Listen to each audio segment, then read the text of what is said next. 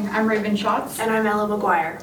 In this edition of PCB, we will have segments on an interview with Bridget, the program coordinator at the Buchta Technology Center, a sports segment on this year's tennis season, and more. Now to Zay at the Buchta Center. I'm Bridget Butcher, so I work for the Buchta Technology Center as the program coordinator.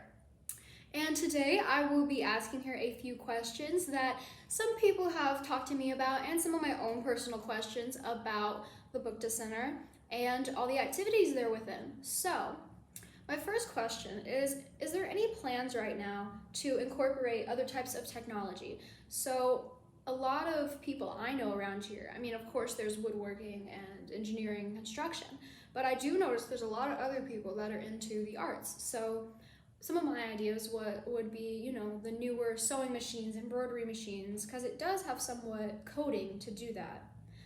Also, maybe electronics for current members while they're in the office to lease out, such as iPads, maybe some laptops. There's photography equipment, maybe even some graphic design software. So has there been any talk or thought of any of that? Yeah, so I would say to first answer that question, for me and our board of directors, we really want to see the current equipment that we have right now being utilized, which it has started to grow. So I've been working here for a year now in March, and a lot more traction, and we've been doing some makerspace workshops for the community just to get a little bit more of attention and activity going on. So that's kind of the first part to answer that question. But then the second part, I would really like to see, because I've heard from a variety of different people that have visited the tech center, what are some things like a Cricut machine, or I have a lot of individuals that do photography or video. So before we would move forward, I would want to know or do some polls and find out what is some of that equipment that I know is a real need. And then, I'd start looking for grants and different funding opportunities and where we would like to be able to put that equipment here. So I like to believe there's a lot of different ways that we are going to be able to benefit the community if I'm someone coming in and using the technology. Of course, just having that opportunity gives them the education, and then also when you come in here, it's really fun because you never know who's going to be in here. And so utilizing that technology, you're not only gaining skills for yourself as a hobby, but then also potentially for workforce or for a job, but then the network and the relationships that you will build out of that, and so many of the skills that go into learning the software and the equipment, they can be relayed into a variety of different things. So I think the sky is the limit whenever you are getting the opportunity to learn how to use different things, establish new skills, and then also if there's social skills and relationships that you can take from that. So does the center collaborate with communities and counties other than Pike County and Petersburg? That is a really big initiative and goal, not just for myself, but for our economic development and also the Chamber of Commerce. We really work with the counties around us in the southwestern region. And so between my director, Ashley Willis, so she works with her Ready projects. The first, Indiana First is her region. So you've got a little bit of Harrison, Pike, Knox, Davies, and then also the counties that are touching that area, those counties, they all support each other. There's a lot of different programs and things, but yes, very much so trying to support and help not just Pike County. We have a great group of mentors that helped with the construction of this building, and they still continue to help guide me and provide workshops here at the Tech Center. So if there is an interest, we will definitely make it happen. The center is located on the north side of State Road 61 in Petersburg. They're open Monday through Friday, 8 a.m. to 4:30 p.m. Eastern Standard Time. You can contact them through their phone number, 812-380-7070, or send them a message on Facebook at Buchta Technology Center. You can also look at their website, buchtatech.com, for more information on their events and resources. We'd like to give a big thank you to Bridget for letting us use the facility and supporting our broadcasts. Now, follow me to the cafeteria for some lunch interviews. Today, I'll be going down to the cafeteria to ask Pike Central students some burning questions. Who do you think would win in a fight, a shark or Mr. Gaffney? Mr. Gaffney. Good answer. Good answer. Who do you think would win in a fight, a kangaroo or Mr. Gudorf? The kangaroo. Okay. What is your favorite room in the building? The bathroom. Good answer. The cafeteria one. Cafeteria bathroom. Okay, that's valid. What came first, the charger or the knight? The night. What is your favorite school lunch? The Thanksgiving. That's a good answer. That's true. That is so good. Who do you think would win in a fight, a black bear or Mr. Gaffney? Mr. Gaffney. What's your favorite room in the building? This room. Yeah. Even though it's always freezing? I don't know. I like the food. Okay, then follow up. What's your favorite school lunch?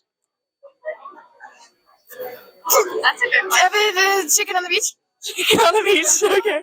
Who do you think would win in a fight, a kangaroo or Mr. Gudor? Kangaroo.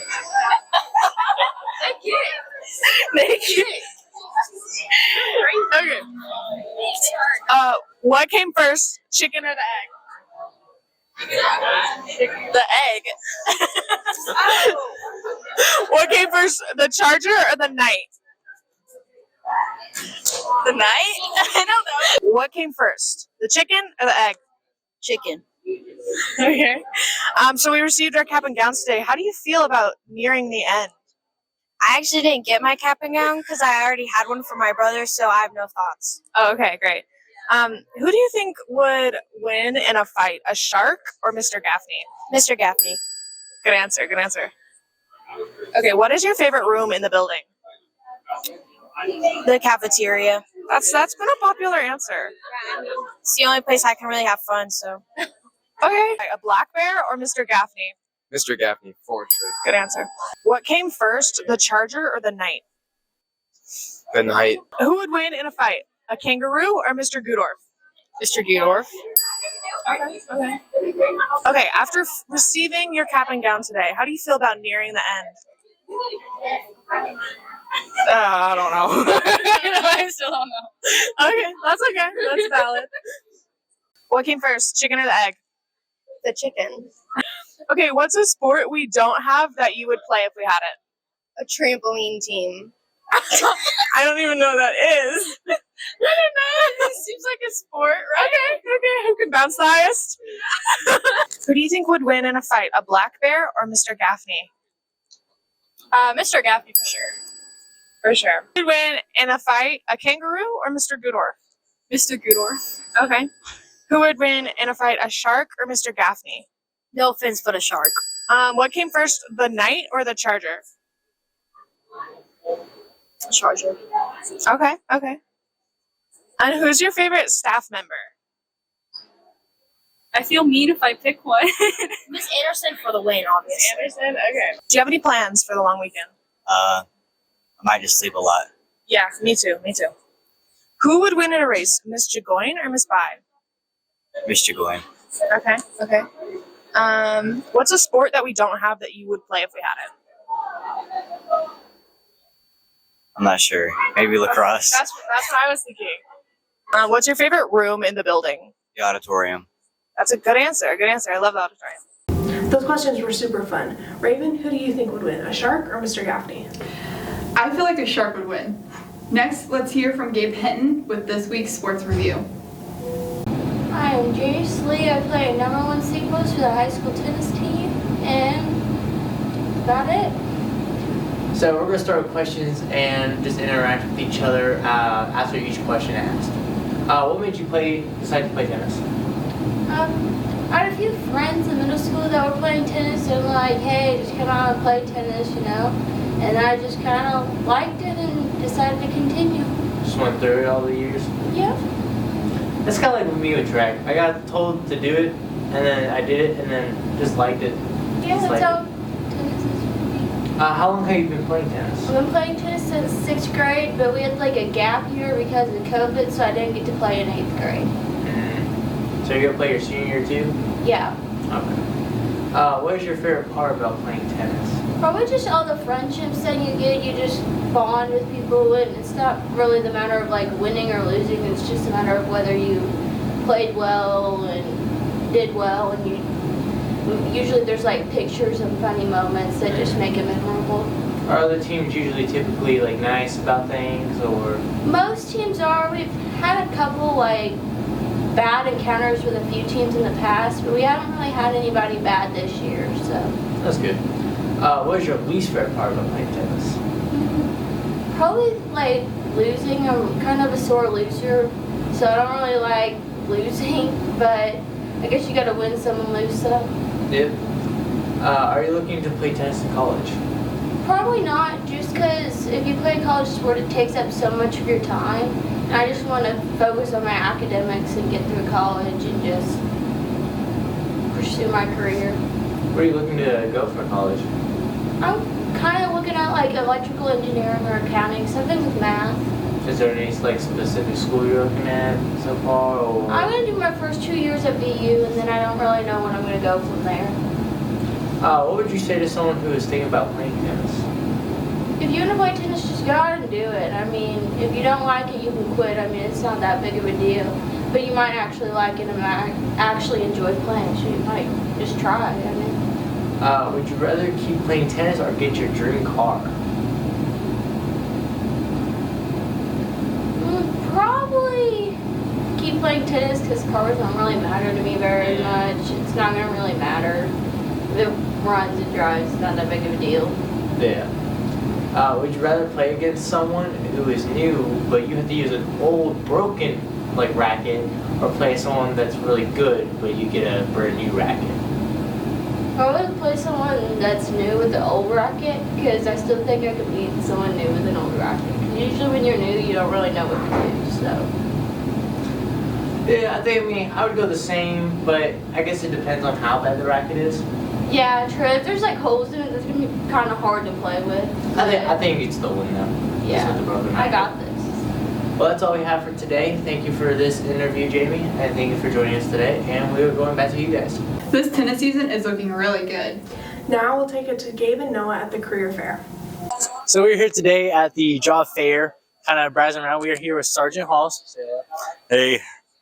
So today we're just going to ask some questions with everybody around here. We're going to start out with him, ask his opinions about everything and all that. So is this your first time being at a job fair? No, it is not. This is probably my fourth job fair here at Pike Central High School. Do you go to like other schools for job fairs, or is this the only one you go to? No, I go to several other schools in the area. Princeton Community, South Knox, North Knox, and I've been to others, but those are the schools that I'm primarily responsible for now. What job do you think a kid, what age do you think a kid should get a job at? What age generally? As early as possible. I think getting a job is crucial to their development for social and responsibility aspects. So as soon as possible, as soon as legally possible. What would you say to kids that are looking for jobs? I would say start with the National Guard. It's a part-time service, and we have over 150 different jobs that you could do, ranging anything from construction to infantry to medical, just about anything that you can think of. So it'd be good to start, get a nice foundation, work part-time, and then go on and have the flexibility to do whatever else you want. All right, thank you. Hello, I'm Noah Miller, and I'm here at Career Fair, and this is... My name is Jason Raker, and I am with People Services or Human Resources, specifically in recruiting for Jasper Engines. Today we're here to interview him about some questions about his career fair and Jasper Engines in total. So, is this your first career fair, or how many have you done? This school year, we've been to a handful. We go to the local ones at high schools, and we also participate in career fairs at multiple colleges throughout the area. So, out of all these career fairs, has people actually came from the career fair to employ at jobs like Jasper Engines? Yeah, we get quite a few from the college, from colleges for our internships and directly out of college. And then our hope with the high school ones is we get some people that might be involved in our after-school program, or those who are going into the workforce after high school that will look at us as an option. And then also just from a branding perspective, to let people know we're out there so that they see us throughout their years as they go through high school that we're an option for people from Southwest Indiana to come work. What would you tell kids that are looking for a job? My best advice is be prepared to show up, number one, apply yourself, and then be prepared. This is what I talk to students about all the time is, be really mindful about your resume and how you interview and how you communicate with people, because we can teach you skills. But if you've got the people skills and the soft skills, that'll certainly help and help you to kind of develop and help yourself grow as you help a company grow. And last question, how would you tell kids about Jasper Engines? As far as what we do and why to work for us? Yes. Yeah. So, we've been around for more than 80 years. We've been around for a long time. We're not going anywhere. It's a stable company with a lot of growth. We've continued to grow as we've diversified. And there's a lot of more options than people think. And this goes not only for us, but for other companies as well that are here. It's not just for us. It's not just engines and transmissions, right? There's accounting and there's construction and there's nurse. We have a clinic, so there's nursing. There's a lot more positions than you realize at a lot of these companies. So I think kind of keep an open mind when you're looking at options. All right, thank you. That's all for now. Scott Mattingly. And what do you do? I'm a director of safety for Graber Construction. And we're going to be talking about the career fair and what you do in your job. So is this your first career fair? Or? No, this is my second year here. And at the career fair, how many kids would walk up to you and once they do, they would actually apply to your company? Last year, we hired one individual that was attended the welding program here. His name was Jake Eppel. So he was our first hire, I think, from this career fair. So I guess one would be the answer. What advice would you give kids that are looking for a job? Just work hard, be willing to listen, and be willing to learn new things. Even as you approach maybe a different career path, be open-minded to learning new things and be willing to listen to somebody. And what is some information you can give about this job here?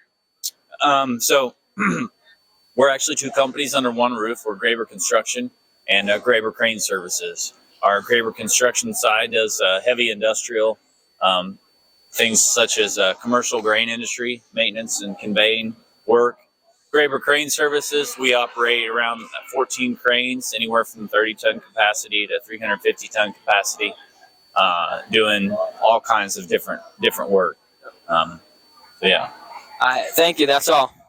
I think we all learned a lot at the career fair.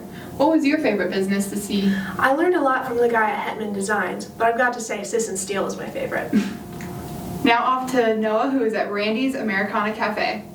Hi, thanks guys. I'm Noah Miller. I'm here with Randy Harris at Randy's American Cafe.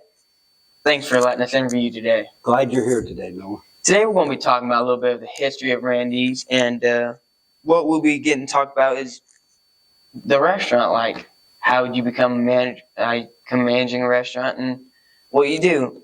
So the first question I got is, what got you interested in making a restaurant? Noah, I was never interested in the restaurant business other than eating. However, there were a series of events that kind of led to this. Mm-hmm. And one of them was my real business is selling real estate. Yeah. And the building that was next to my real estate office fell down. Oh. And it compromised the wall with my building. In the other half of my building was a really nice bakery called Sweet Stuff. And it was such a nice place to go when you were in Petersburg. And I hated that wasn't there anymore. The lady who operated was not interested in opening up in this building, which I had for sale at that time. She just wasn't interested. Talked my wife into, let's open a gathering place for people to come get off their phone, yeah, and just see each other and talk to them face to face. And we started something called Cakes and Coffee Cafe. I've heard of that, yeah. Yeah, and there were only so many cakes and coffees you could sell in Petersburg. We expanded the menu, outgrew the name. The common reference was let's go down to Randy's. Yeah. As you look around, all of the Americana that's in the cafe, we just called it Randy's Americana. And that's basically how it came to be. That's nice. And how long did it take for you to start up this restaurant business? Well, we've been going since January of 2016, and it feels like we're still starting it up. There's always something new to learn, and always different things that come into play. So, I guess you created the menu. What would you say is your favorite dish on the menu? I like it all. All of it? I like all of it. I was a big Reuben fan. Didn't know anywhere in town you could get Reubens. So we've got Reubens. They're great. Love cheeseburgers. Yeah. We've got Joe Mama's Pizza now, which is an interesting story. Out of all the years you've been owning the restaurant, what would you say is the most ordered thing off your menu? Our chef salads are really popular. Are they? Chef salads and biscuits and gravy. Ooh, that sounds good. Sounds real good. Now, like most of them, how do you decide how do you put your price on your food menus? You know, that's a great question, and it's not easily answered because there's so much that goes into food prep. There's time. There's the electricity that it costs to run this restaurant, and the food prices keep escalating. The last couple years, they've just been uncontrolled. What we used to pay $1.69 for eggs is doubled and sometimes tripled. Yeah. So it's hard to do that. We have not been good at adjusting our menu, but that needs to happen. Do you usually change the food on your menu items? And if so, how often do you change the menu? We really don't. We try to stay consistent. Every now and then we'll realize something just isn't selling anymore, and we might pull that. But we've got specials every day. There's a different special, and then we have our sandwiches.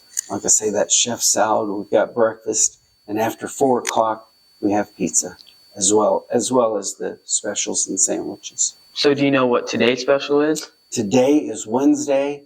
It's pork chop, which is a baked pork chop, or chicken and dumplings. Oh, that sounds good. And for the people that want to come here visit Randy's, what's your hours of operation? We open at 7 in the morning Eastern time, and we close at 8 o'clock p.m. Eastern. And is that throughout the week, or? It is Monday through Saturday. We're closed on Sunday. I don't want to be a reason you're not in church. Out of all the things you do, what is your favorite part about owning a restaurant? Well, it's also the most challenging, and that's just being with people. It's a great place for people to come gather. We've got wonderful employees. Managing their schedules and everything else is kind of tough sometimes. So from experience, what would you tell other people who are trying to start their own business or company? Start small and grow into it. Good advice, good advice. And are you currently hiring for Randy's? And if so, how could we apply? We are. We have applications on Melinda's desk, who is my assistant, and you can pick one up there. We hire. If a parent gets their child to school and has to pick them up at 3 o'clock, we can work around those hours. If a student doesn't get out of school until 3:15, can't get here till 3:30, we work with that. So we have really nice people, and it's a good place to work. Seems like a very nice place to work. Thanks. I see we went to visit the vault in the back. What gave you the idea of letting people sign their names in there? Well, it was when I moved to town, this was Citizens State Bank. And around the year 2000, they sold to German American, and German American built the big new bank. But at one time, this was the bank. And what we went into was the actual vault. And just thought it might be an attraction.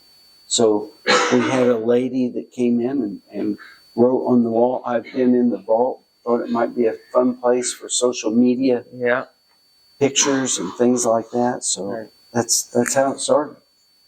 Well, you just told the history of this place, but what is some more interesting facts about this place? Well, there's a lot of Pike County history in here, and a lot of all of the objects remind me of people. Yeah, and that it's a fun place to explore, and you'll see something different every time you're in here.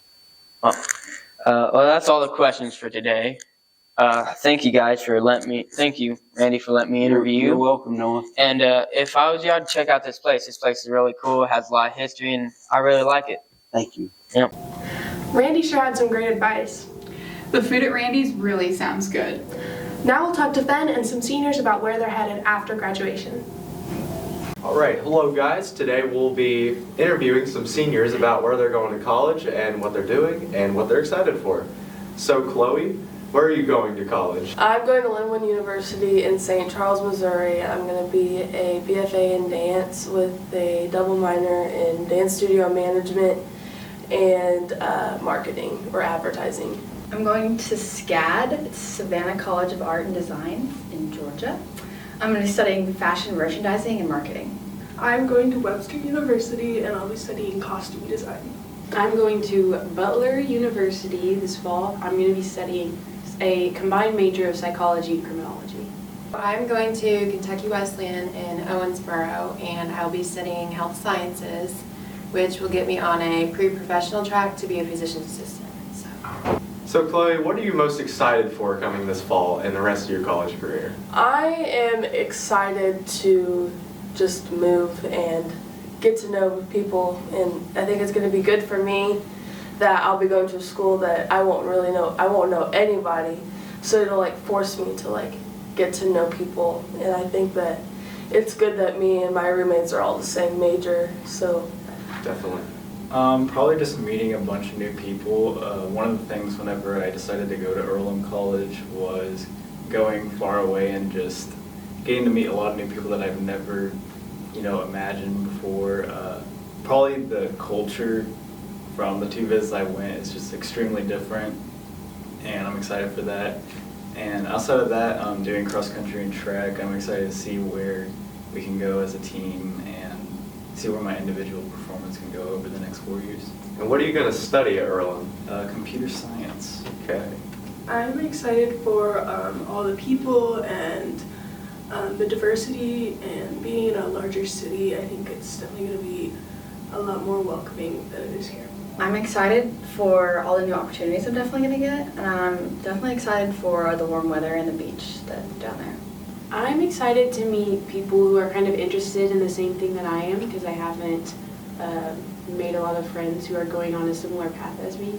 So, and just new experiences. It's north of Indy, so I've never lived that close to a big city before, and I think that'll be interesting. New experiences compared to what I'm used to.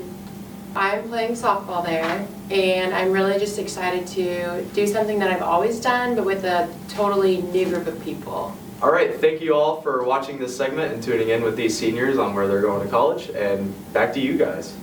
Ella, where you're going really sounds interesting. I know, I'm super excited. What do you plan to do after graduation? I'm bouncing between going to OCU and a college up in St. Louis.